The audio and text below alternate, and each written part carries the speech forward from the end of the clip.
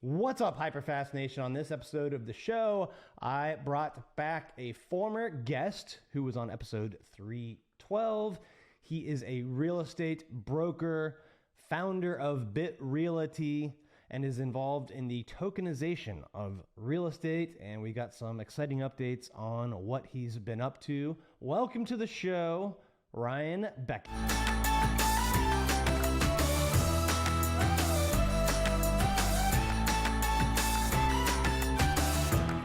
Welcome back to the show, Ryan. How are you doing? I'm doing fantastic. Thank you for having me again. Yeah, it's been a little over a year since I think we did this last. It was episode 312. So if you want to go back and see that, if you're listening to this and want to know more about Ryan's foundation and how he started, go back, watch episode 312. We talk about the tokenization of real estate and some of the cool things Ryan's been doing there. But why don't you give us an update? What's been going on in your world the last 12 months? Yeah, it's amazing how time flies hyper fast, if you will, right? It's amazing how quickly it's been going. So I signed a consulting agreement with a company called United Franchise Group. They have companies like VentureX, John Smith Subs in their portfolio. And what they're doing is they're consulting with me and Bit Realty on franchising the company. So they do all my legal in all 50 states because sometimes there's different franchise law in each state, updating my logo, landing page, pro formas, all of that. So I've been really in the weeds, and also Bit Realty's in an accelerator program with an incubator group in downtown West Palm Beach. So I've had my hands full as I round out, as you mentioned, my dissertation, which is on the adoption of fractionalized real estate ownership tokenization. And I have to admit, to be candid, I'm kind of confused. I have a little paralysis by analysis on the brokerage model.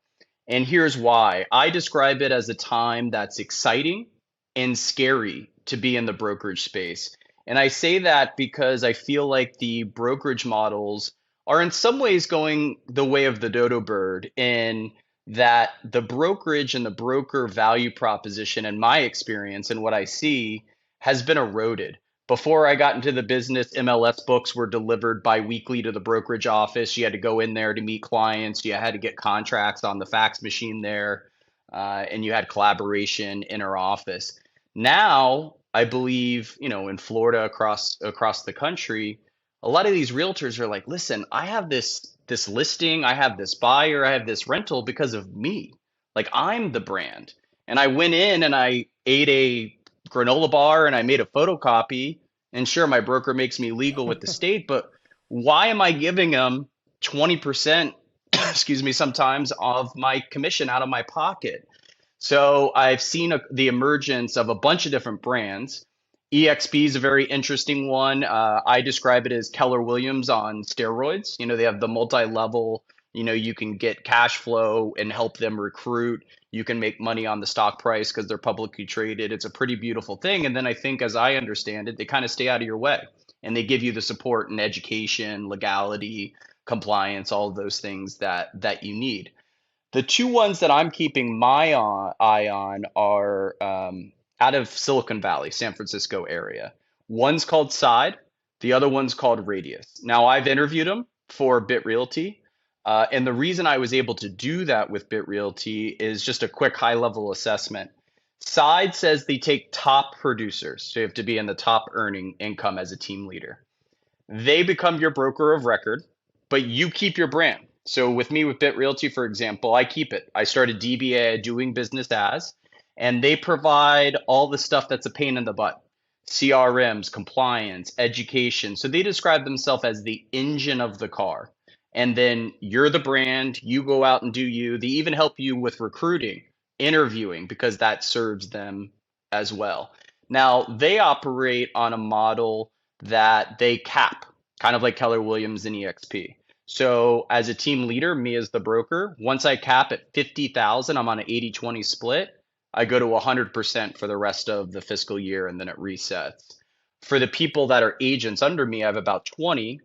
Those cap at 35 and they start on an 80-20 split. And I'm is Side a place that like a high producing solo agent could go to, or is it for brokers and teams primarily, or So both? a solo agent could go there, but as I understand their model, they would encourage that solo agent to build a team once they come under and start developing some passive income because they provide you the engine of the car, the infrastructure and framework to do so according to them rather easily. So why wouldn't you kind of deal?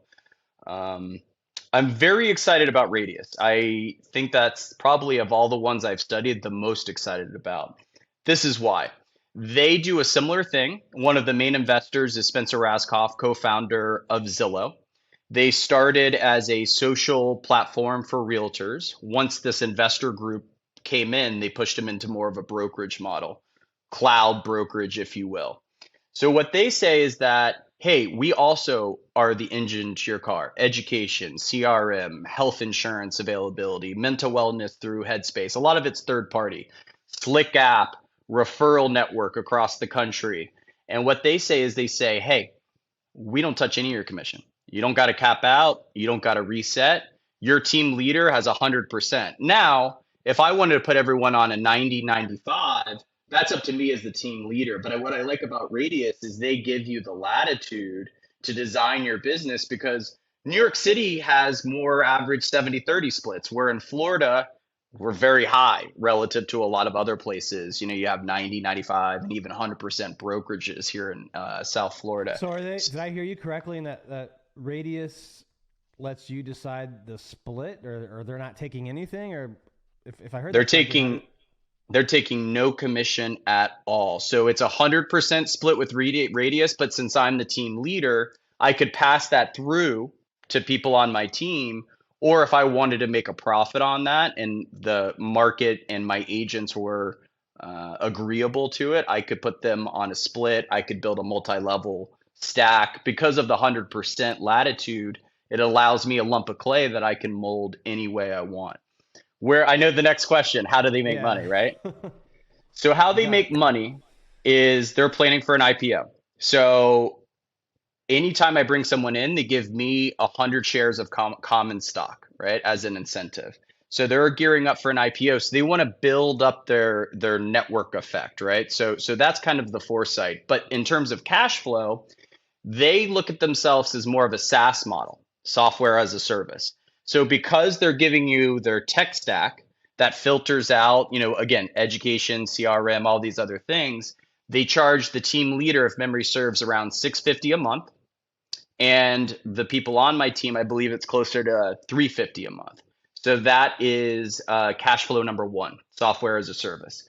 The second thing that they do is since they provide a nationwide network of realtors with brands like mine that come under their umbrella, if I had a referral to give to New York City, they charge that receiving realtor 35% referral fee.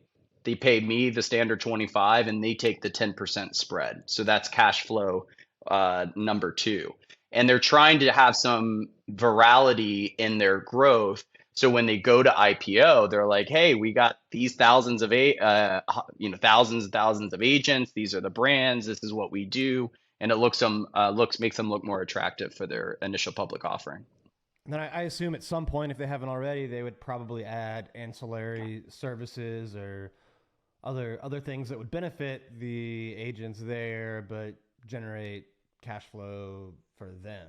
Is That's that right. So correct? yes, that's right. They right now, I think they have a pretty complete ecosystem because they can help you drive leads, they help you recruit, interview, build your team. They let you continue to develop your own brand, not their brand, which I know is a pain point for a lot of realtors. And they just kind of go into the background. You could promote Radius, but most people say, "Hey, this is Bit Realty." You know, we're powered by Radius in the background. Is kind of how they look at it. What's your take on the importance of brand? Because I hear a lot of agents sometimes don't want to go to a certain brokerage because they think the brand isn't cool or whatever, and they want to, and they'll claim they want to brand themselves, but then you look at, I won't like mention any names, but you look at some of these traditional or new traditional big box brokerages, and every agent, all 300 agents at that office have the same exact sign, color, font, logo. It's just their name and phone number Yeah. are different. And in my mind, that's not really a brand. You're branding some national company at that point, not yourself. Yeah, it's a great question, and I've pondered this a lot. So I think brand doesn't matter much, and as the value proposition of the brokerage erodes from the last 30, 40 years, I think it's even less important. What I do think is if you're going up against a listing appointment against another realtor, and they have no brand, and you have a big box brand, let's call it Sotheby's, Douglas Elliman, whatever the case may be, and they're very close between deciding which listing agent they're going to use. I think that a brand could help you win by a neck length, so to speak. I think that's important. I think if you perform or operate, work in a market where there's a lot of cross pollination from another big market like New York City to Palm Beach, I think that there is some value in having continuity of a brand. They work with Douglas Elliman in New York City, so they're familiar with the brand. They'll want to work on the buy or selling side with Douglas Elliman. So I think it still has its place, but I think it's less and less important. And I always give this example. I'm good friends with Christian Angle, who works on Palm Beach Island. Christian Angle was number one in the state, number two in the country last year. And I know Palm Beach Island's a anomaly market, but the name of his brand is Christian Angle Real Estate. So, he's his own brokerage. So that, and he's going against the big boys. All the big box brands are on the island. They want market share. And he doesn't even have realtors working for him. He has a big team that assists him. He had a team at one point. He fired them all. He said it was too much work and the ROI just wasn't there. So he's able to operate. That said, he's developed his own brand. There's kind of a mixed answer, if that makes sense. Yeah, I mostly agree. I think if you go out as an agent, build your own personal brand, at the end of the day, the person's hiring you. But if you haven't done that, then I think there's probably some circumstances where it could matter. But certainly the most profitable thing and best way to grow, I believe, is to go out and build your own brand, become your own person, and just plug into the most efficient platform to operate on. And there seems to be more and more of these choices arising, and just tons of disruption going on right now to the old model, to say the least. Yeah, yeah, and that's why I say it's scary and exciting at the same time. I think realtors are looked more as micro influencers. A lot of corporations had a epiphany. Instead of hiring to someone that has 26 million followers that is a major influencer, they're better off hiring the micro influencer because, if they're trying to sell something here in South Florida, it doesn't matter that they have 1,000 followers in Dubai and Sydney and London and all that. But the ROI on that person that had 30,000 followers, the lion's share of which was in the South Florida market, they seem to saw a better ROI. And realtors, I think, are more like that. You go to a realtor because you know what's happening with the new bridge. You know what's happening with the restaurant space. You know kind of the cadence of the market. You know what the neighbors are doing or saying. And that's what I believe even realtors can maybe get disrupted in some ways. And people are like, man, I just sold my house. You made 200,000 on my house and you had it for 4 weeks. Like, that's crazy. That's as much money as I made all year. But I think the value, the cream rise to the top, is that if you're an expert in your area, you know price per square foot, you know the trends, you know all that. So I think that these micro areas and becoming an expert is what makes these realtors still have great value to people. Where do you think this ends up in the next decade, if you can even look out that far? Like, do you see the EXPs, the sides, the radiuses, like those companies taking over everything? Is perhaps the big box brokerage model will only exist in certain niches, or will be I you I know I think a I lot think less than the it was? I think the big box brokerages, like the luxury brands, will be a little bit more resilient because Right. I use an analogy like Robinhood to invest and Morgan Stanley. Some people love doing their own trades, doing the GameStop thing and do whatever. But then some people want a Morgan Stanley guy in a Windsor knot suit doing the family trust and shaking their hand and doing all that. So I think that these markets where you're coming from New York City to Palm Beach and you're brand new to the area, they want to be driven around in the car. They want to know the different nuances. I think that more in the mainstream of real estate, there may be a shift in more of a commoditization of buying real estate. It's still very emotional and it's your largest investment, as we all know, and has become a cliche.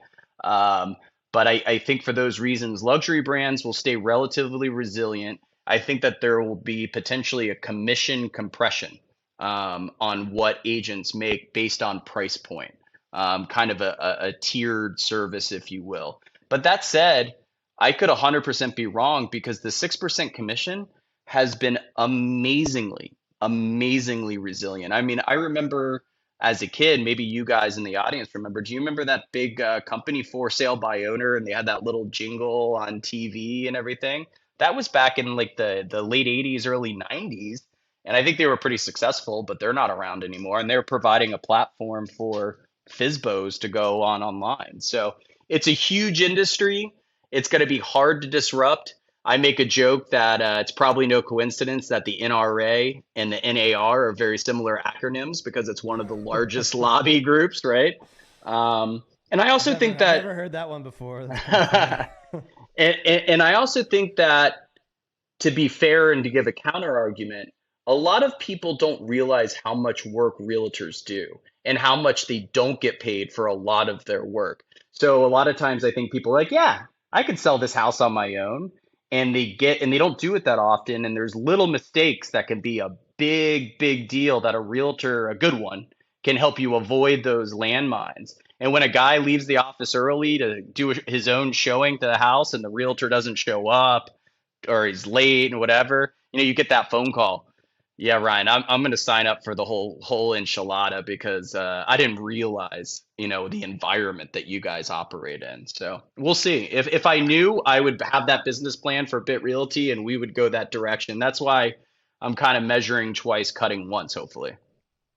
What have you seen so far in your market this year with the rise of interest rates? A lot of places are seeing less transactions, not necessarily huge drops in prices, but inventory definitely is coming up in a lot of places. What are you seeing in the markets that you're in? So, like you, I'm in the South Florida market, and we still have a phenomenal fundamentals. Like, for example, supply and demand. You can't build it fast enough. We have more and more people. I forgot what the number was that moved to Florida per day, but I remember being staggered by the amount of people moving to South Florida per day.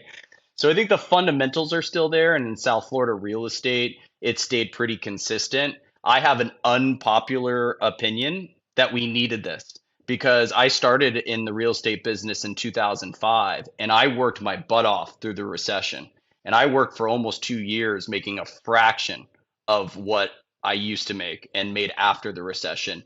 And I was like, man, I'm working my butt off, spinning my wheels literally and figuratively. I'm not making any money. So brokerages and realtors, whether a house sells for a million or 900,000, we're good. That affects the seller more. It's we get in trouble when the market stagnates and things don't transact. So even if there's a softening in the prices, we just want velocity to keep going because that's what we're doing. We're brokering deals, right?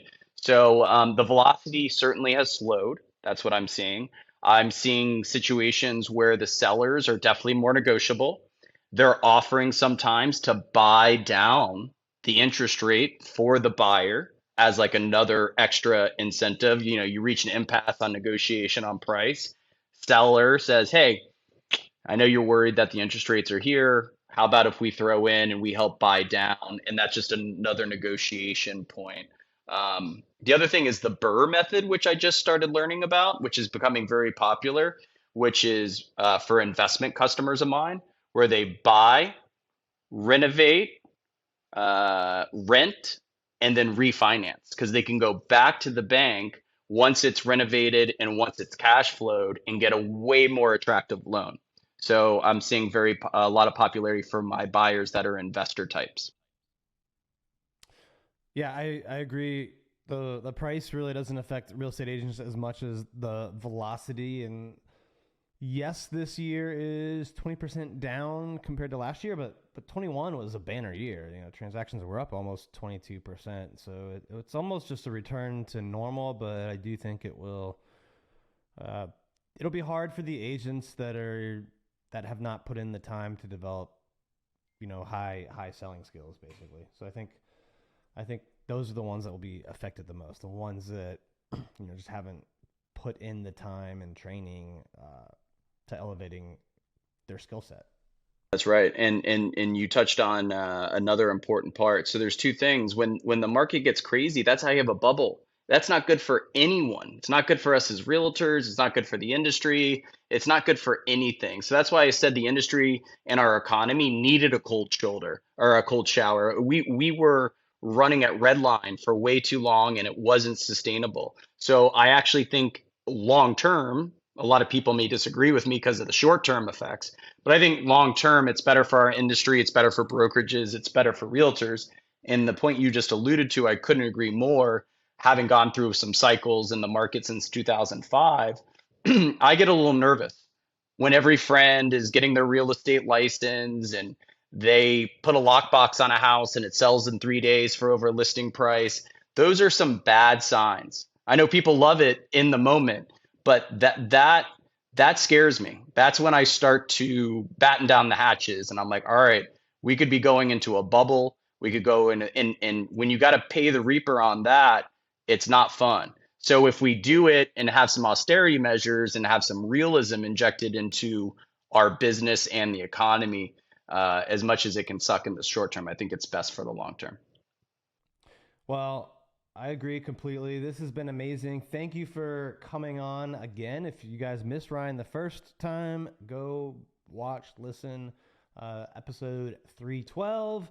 Ryan, if people want to get in touch with you or learn more about all the amazing things you're doing, what are the best ways they should do that? Yeah, thank you so much, Dan. It's always a pleasure. The best way is I'm on Instagram. It's simply my last name, Beckett. Bit Realty's on all the social platforms. And I'd love to have you on a guest. We just started our own podcast called Real Estate in the Digital Age. So I'd love to schedule some time with you so you guys can listen. And I'd love to talk to you offline about bringing you on because I think that would be awesome.